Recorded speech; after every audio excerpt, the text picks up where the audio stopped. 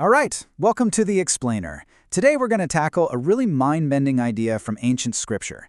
It's this concept that the words on the page aren't just static. They're actually meant to come alive right inside of you. Okay, so let's just dive right in with a verse that might honestly make you do a double take. It's from the book of Acts, and you've got the Apostle Peter standing up and saying, point blank, that King David, that King David, a giant of the faith, did not ascend into the heavens. And you just have to stop and think, wait, what? How is that even possible? We're talking about David, the guy who took down Goliath, wrote all those Psalms, the man literally described as being after God's own heart. I mean, if he didn't make it to heaven, what does that say about anyone else? It's a huge theological puzzle, right? So to figure this out, we can't just lean on what we think we know or what we've always heard. The real key, as the sources we're looking at explain, is buried in the original languages of the Bible. So we've got to put on our detective hats for a minute and look at a couple of key words in a completely new way.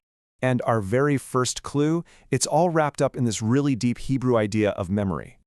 You see, when you and I talk about remembering something, we usually just mean, pulling up an old file in our brain. But the Hebrew word for remember, which is zakar, is way more dynamic than that. It's not passive at all. It's not just about looking back at the past. It's about making the past active right here, right now. Here's a great way to think about it. Zakar isn't just to recall, it's to remember. Literally, to put the members or the pieces of something back together again, so that it's alive and has power in the present moment. Now, the sources we're drawing from use this really powerful analogy. Picture a healthy mind as a tree, right? With all its thoughts branching out, making connections. Well, the spiritual act of zakar is what keeps all those branches alive and growing. But what's the opposite? Well, think about something like dementia, where those connections tragically start to break down and the memories fade. The idea here is that without Christ, the stories of all those Old Testament figures are kind of in a similar state. They're disconnected, waiting for someone to remember them back to life. Okay, so if these ancient saints needed to be remembered into life, it begs the question, where exactly were they waited? And that brings us to our second big linguistic clue. But this time, we're jumping over to the Greek of the New Testament. Get this. The Greek word for to remember, mnemai, is directly related to the Greek word for tomb, which is mnema. They literally come from the same root word. How wild is that?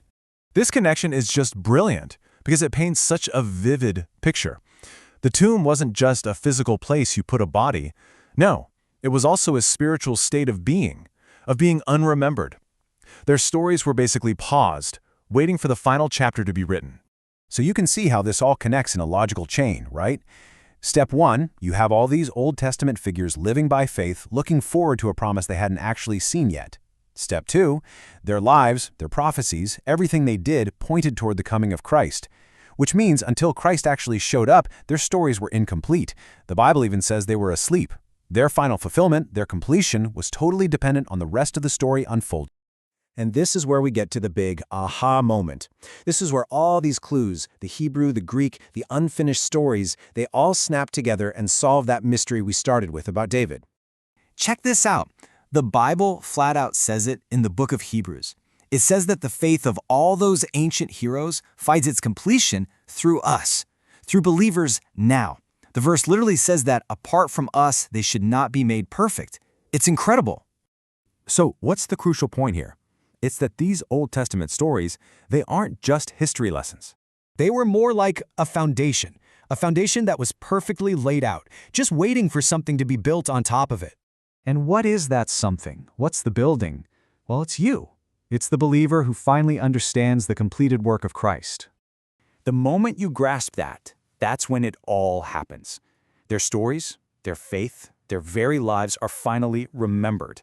They are brought to life, made complete, right inside of you. So what's the upshot of all this? Well, it completely changes how we should look at Scripture.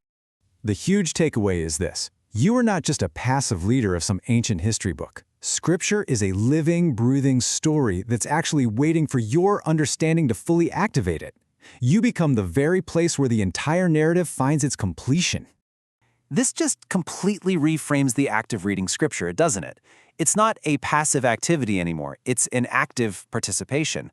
You're not just learning about David or Abraham. Their stories, their faith are actually coming alive in you.